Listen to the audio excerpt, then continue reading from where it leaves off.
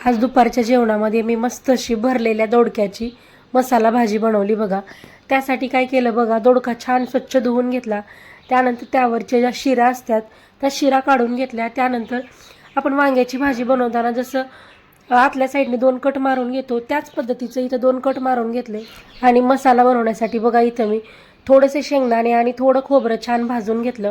त्यानंतर त्यामध्ये 4-5 लसणाच्या पाकळ्या, थोडा आल्याचा तुकडा, थोडीशी कोथिंबीर, थोडा कढीपत्ता आणि अगदी थोडीशी पुदिन्याची पानं आणि त्यासोबत 2 चमचे घरगुती काळं तिखट, त्यासोबत 1 चमचा लाल तिखट, 2 चमचे कांदा लसूण मसाला आणि त्यासोबत 1 चमचा काश्मीरी लाल तिखट घातलं आणि अर्धा चमचा हळद घातली। चवीपुरतं मीठ टाकून याचं वाटण बनवून घेतलं।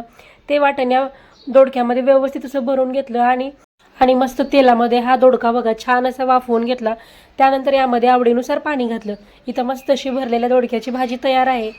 चला, आता रेसिपी आवडली असेल तर पटकन सबस्क्राईब करून घ्या।